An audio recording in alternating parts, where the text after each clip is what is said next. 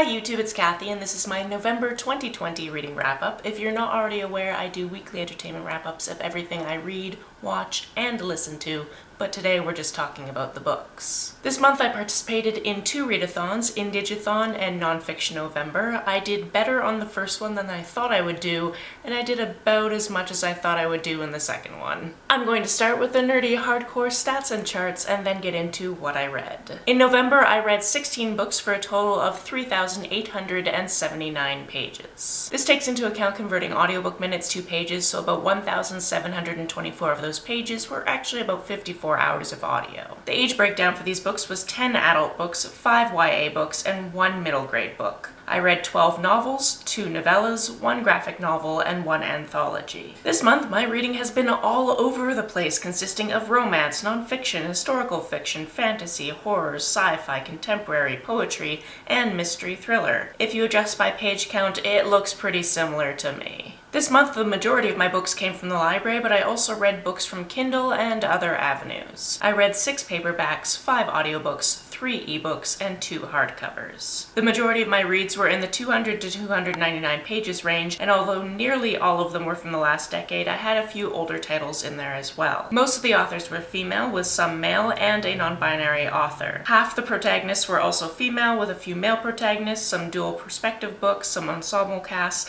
and 1 non-binary author. In terms of setting, half of these took place in the United States, but I also had reads from Canada, other worlds, Mexico, and the United Kingdom. In terms of diversity, nearly half of these books had to do with race, a quarter were queer, some were feminist, others were intersectional, and the 2 oldest books had no discernible diversity, at least not any with good representation. In terms of star ratings, I had 1 2.5 star read, 1 3-star read, 5 3.5 star reads, 4 4-star reads, 2 4.5 star reads, and 3 5-star reads. Let's start with our lowest rated read and work our way up to the highest, shall we? As I'm looking at my list, my 2.5 star read and my 3-star read probably should have gotten the same star rating, considering they were pretty much the same book. I read the one I gave 3 stars earlier in the month, and I think I was a little bit more gracious with my rating, and then by the time I was reading basically the second book again, I just gave it a 2.5 because I had just literally read the same story with slightly different characters in a different setting.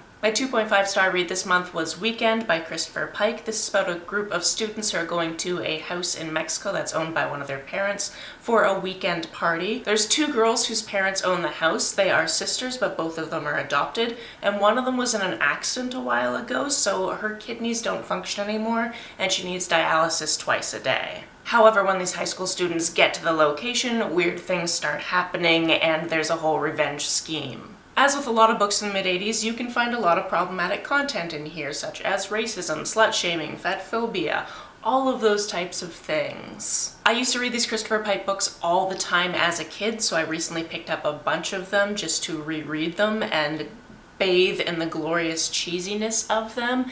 And this is one of those things where they're fun to read because they're so cheesy, but also they're not great books. Moving on to my 3-star read, that would be Slumber Party, also by Christopher Pike. This one has basically the same plot, except for the characters are going to a ski lodge in the middle of nowhere. One of the characters there was in an accident when she was a kid, and she got all of these burns, so they haven't really seen her very much since then. And then of course weird things start happening, and there's a revenge plot. This was my first Christopher Pike reread, so this one I actually wrote down all the problematic things as they happened, and my list is as follows. Girl hate, anorexia has appealing, so they were like, maybe you should just develop anorexia so you can stay thinner. No. Disfigurement as unsettling, talking about people's ugly faces, saying you're bad at dating because you haven't been on a date in 6 weeks, food and fat shaming. Did you enjoy being assaulted? It was another whole thing. They're like, oh, that guy pawed you. Didn't you enjoy it because you were being touched in a sexual manner? And it's like, no, I didn't ask for that. Obviously not. There was also a flashback where 9-year-olds were talking about sex and drinking alcohol, and then also all the fat phobia. So yeah, these are not great books by today's standards, but they are so cheesy to go back and just rip apart. On to my 3.5 star reads, the first one being Mine for Christmas by A.D. Lawless. This is a novella that I picked up for the Queer Lit Readathon, which as I'm recording this is still ongoing. This is a childhood friends, two lovers tale about these two guys who meet up again in university, and they both have crushes on each other, but neither one will tell each other, and then one of them ends up having to go home for Christmas as he does every year. But when he does this, his mom always tends to have this guy there that she's like, you should date this guy, because she just wants him to be happy, but he finds this really awkward and annoying. So when she calls that year to be like, hey, you should meet this guy that I met the other day, he's like, actually I have a boyfriend. And he says it's the childhood best friend, and then he ropes the childhood best friend into going home with him and pretending to be his boyfriend, and then of course they become actual boyfriends, and it's adorable. This was quick and cute and had all these great little holiday moments in it and was really adorable and had these great interactions with other characters, and I enjoyed it. Next we have Holy Wild by Gwen Benaway. This is a poetry collection by a trans Indigenous author, and all of these poems are sitting at that intersection. So many of them talk about being trans or Indigenous or both at the same time. I really enjoyed the visceral way that the author was speaking about her experience, and anytime I read something like this, it's just another way to understand a lived experience that I will never have. That being said, if you've been here for a while, you know that I don't really have the most intelligent things to say about poetry, so we will just move on to the next read. Next we have We Hunt the Flame by Hafsah Faizal. This I read as an audiobook, and it had two different narrators, and one of them was Steve West, whose voice I love, so I will listen to anything that is narrated by him, but I didn't know that going into this book. The female protagonist in this book has spent many years going out into the wild and hunting for her community, wearing a cloak so everyone assumes that she is male. And for whatever reason, the ruling powers of the community don't really like that this is happening. She, as the hunter, is then sent on this quest to try to return magic to the community. Our male perspective is the son of the ruler of this land, and he is also trained as an assassin, so he is being sent after the hunter. I enjoyed this. I enjoyed the discussions of gender and sexuality and morally gray things and the relationships that the different characters had with different family and friends. However, this feels like one of those books where the details are going to fade away from me fairly quickly, and I don't know if that's because I'm just having a little bit of brain fog these days, or just because I didn't connect as deeply with the characters as I would have liked. This is the first book in the series, and I'm more than willing to read the second book, but I think by now we know that I'm really bad at finishing a series, so let's see if that ever happens. Next we have This Town Sleeps by Dennis E. Staples. This is about a man who moves back to basically his small town. He's just a little bit outside of it, and he is using a dating app to hook up with people, and one day hooks up with somebody he went to high school with who is not out of the closet. Now, it starts out being about that and that relationship, and we see both of their perspectives, but then it also branches out into this Indigenous community, and it has to do with a murder that happened when our protagonist was very young. There is also a touch of a paranormal plotline in this as well. This is one of those books where I wish I stopped listening to it and wrote down who the characters were and how they connected, because occasionally I wouldn't remember whose backstory we were going into. However, I do really enjoy these community-based stories where you get a lot of these different perspectives and you understand more clearly why somebody is the way they are now because of how they were raised or because of experiences they've had. If you can hear construction sounds, I'm really sorry. For a street kind of in the middle of nowhere, we get a lot of really big trucks for some reason. On a happier note, a book with absolutely no murders is Heartbeat Braves by Pamela Sanderson. This is the first in a 4-book companion series that mostly has to do with these two characters. One works at this Indigenous community center, and the other is basically roped into working there as well because his uncle is on the board. In addition to these characters, we see her boss and the uncle are kind of looking like they should be in a romantic relationship but aren't by the end of this, and then we also see the perspectives of a few other community members. This was the group read for the Indigathon, and I am so happy that it was, because I just bought all 4 books because I knew that if I liked the first one, I was probably going to like the other ones as well. They're just very light contemporary books that have a little bit of struggle, because what's a book without a little bit of struggle? And then these characters that are really just drawn to each other, and I think that we know I just love love, so there we go. On to my 4-star reads, the first one being No Time to Say Goodbye by Sylvia Olsen. This was my middle grade read, and this one is historical fiction about 5 different children that are sent to a residential school that was fairly close to where I am until it was eventually closed. It is mentioned in the beginning of the book that the author did extensive research to find the different experiences that children had when they went away to this particular school, and these instances are portrayed in this book. So the next time somebody tries to tell you that Canada isn't racist and never has been, just point out residential schools, because they were terrible. It was an absolutely terrible practice, and I can't believe that they were open as long as they were. This month I also finally got around to reading Fire Song by Adam Garnet Jones. I didn't know much going into this one besides that it took place on a reservation and it was a male-male romance. It is that, but so much more. At the beginning of this, our protagonist is grieving the loss of his sister who committed suicide about 6 weeks previous. In addition to this, her best friend is our protagonist's secret boyfriend because he doesn't want to come out of the closet, and our protagonist has a girlfriend as cover. Obviously, she doesn't know about this, so that creates some complex emotional problems throughout this book. As you can imagine from this premise, this book has to do with grief and problems building on top of each other because people don't have enough support systems, and it is a very sad read. Many very upsetting things happen in it, but I also find it is a very important read.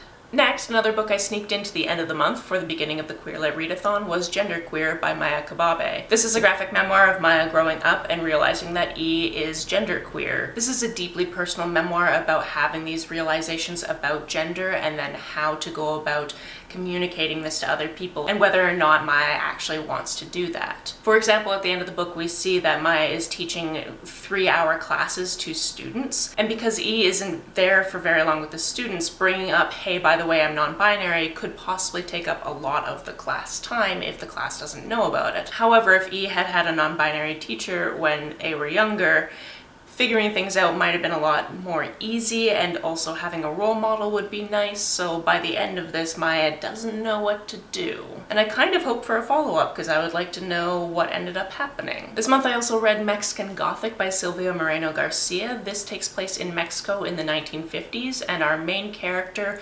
loves going to parties, is a huge party girl, doesn't really want to settle down with one guy, and her father says, hey, I just got this note from your cousin, and it's really, really weird. I need you to go check on her in the country and make sure that she is okay. Her cousin recently married and moved to kind of the middle of nowhere, but our protagonist is told that if she does this, then she can go to whatever college she wants, and she really wants to do that, so she's stuck on this mission. Of course, when she gets to this house, things are really creepy and weird, and she has to figure out what is going on with her cousin. I really enjoyed this. It was creepy and atmospheric, and there was definitely mystery built in there, and you had to decide what was real and what wasn't, and what was just kind of weird but perfectly fine in the end. However, there are definitely trigger warnings for this one, so know that going into it and research that if trigger warnings are a thing that you are concerned with. On to my 4.5 star reads, the first one being To Be Taught If Fortunate by Becky Chambers. This is a novella that has to do with these 4 people who are sent on this ship that is going to different planets throughout the solar system and doing research on them. However, the travel time between all of these different planets is very long, so they are put into this kind of stasis while they're traveling for many years. And that part was super interesting, in addition to them going to these different planets and having them be completely different in their atmospheres and the types of things that they would find there and the different complications they would find. I found all of that incredibly fascinating. Additionally, I'm pretty sure all of these crew members were queer, and I loved to see that. This also ended in a very open-ended way, and I would love, if you've read it before, for you to talk to me about it, because I found that super interesting. My other 4.5 star read this month was Elatsoe by Darcie Littlebadger. This is a book about Ellie, or Elatsoe, who has necromancy powers, so she can actually raise the dead spirits of animals. It's forbidden to do it for humans. That's just a bad idea. That's going to end in tears. Don't do that. But one of her best friends is her childhood dog, who died about 5 years ago. Her other best friend is a guy who is mostly human and a cheerleader, and he's a delight. Also, this is a plot with absolutely no romance, that's because our main character is Arrow Ace. This plot starts out with Ellie having a bad feeling, which turns into her finding out that her cousin has died. Her cousin comes to her in a dream that night and tells her exactly who did it, and now she has to go prove it. I really love this book for its blend of oral storytelling in Indigenous tradition, as well as discussions of being Arrow Ace without it overtaking the plot, as well as incorporations of different magic from different cultures. I just really thought it was excellent. This was a great debut. On to my 5-star reads, the first one being Radium Girls by Kate Moore. This is about the women who used to paint radium onto watch dials and how they ended up getting really sick, and most of them died because of it. Radium, back in the day, was seen as this wonder thing that was actually really good for you. It had great health properties, but nobody had actually studied it, so nobody actually knew that, and there were many people that actually knew it was bad for you and didn't say anything about it. In fact, when many of these girls started getting sick and ended up having limbs amputated or having their jawbones just completely demolish themselves with inside their skin, or all these other different health problems they had, and went to report this to their supervisors said, "There's nothing wrong with you," which is just so infuriating. This is almost a 500-page tome that is the account of several different girls who worked in this radium dial factory and what happened to them, and it is incredibly fascinating. I highly suggest the audiobook because I really enjoyed the narrator, and it was just an easier way to get through something that would seem very dense. It's not as dense as it sounds by being a 500-page tome, though, because it's narrative nonfiction, so there's many details in there that the author has researched to have it seem like more of a story than a textbook, which is what people usually think of when they think of nonfiction. This was the one book on my Nonfiction November TBR that I actually completed. I did start reading the other one on my TBR, however that one is more episodic, and I feel like I'm just going to be reading a case study out of it every once in a while, as opposed to being able to just sit down and read through all 500 pages of that one. I did, however, read another nonfiction book this month, which was So You Want to Talk About Race. Like many people this year, I'm trying to get my hands on some anti-racism literature, so I put many holds on at the library, and when they come in is when I consume them. I never really understand the mindset of people who think that if you've read one book on a subject, you're just done. That's fine. You don't need to read any more. Because books like this are both excellent primers if you've never read a book on the subject before, but they also put things in a slightly different perspective or use slightly different analogies, which makes it that much easier to understand a different perspective. This is another book that goes over the intricacies of talking about race and why you shouldn't do some things, so you can stop asking people of color to tell you these things, because you have Google and there are books available. You don't need to burden people with your emotional crap when you just should be educating yourself. My camera battery died, which means we must be at my favorite book of the month, which is a huge surprise to me because I did not expect this to be a 5-star read, but that is Trans Wizard Harriet Porber and the Bad Boy Parasaurolophus. That word is hard. I think I say it different in every video. This is a book by Chuck Tingle, and based on the cover, I assumed it was going to be cheesy and not that great. However, I was wrong. Harriet Porber is a wizard that had a one-hit wonder spell, and it's been a few years, and her publicist is basically like, look, you're probably gonna get dropped if you don't write another hit spell, so you're gonna need to do that, and I think that you just need a change of scenery, so I'm gonna send you to my family's vacation home on this island off the coast of England. However, when Harriet gets there, there's all this racket happening at the house next door because of Snape, this bad boy Parasaurolophus, who is a lead singer in a band called 7 Inch Nails. Snape also hangs out with these really obnoxious sentient motorcycles named Bellatrix and Braco. And because he's a bard, he also has this meta magic, so he knows he's the bad boy in a parody romance, and he plays that up. I went into this expecting just a single middle finger to the TERF author that we can no longer support, but this had about 10 middle fingers, and it was amazing. Additionally, I didn't expect much of the story. I just thought it was going to be a big screw you, but the story itself was also wonderful, and the sexy times also great. I actually did a Spectacular Standalones vlog of this, so I read this book and then after every chapter would give you my updates, my theories as to what would happen. So I'm gonna link that down below because I'm actually really proud of that vlog. I sat here and read the entire novella over an afternoon and it was a wonderful experience. If you want to hear me talk more about these books or other books for that matter, the playlist for my weekly entertainment wrap-ups is always linked down below. Have you read any of these books? If so, let me know about it down in the comments below. On the way down to the comments, if you hit that subscribe button, that would be very nice of you. If you don't feel like leaving a comment but want to make sure that I know you're here, just leave me an emoji or a smiley face if you're on your keyboard. Some people have asked if there's a way to financially support this channel, so I recently set up a Ko-fi account, which is a digital tipping service. The link for that is down below, as well as the link to my PayPal and my Amazon wishlist, in case you would like to buy me a book. You can like and share this as you see fit, and I will see you very soon. Bye!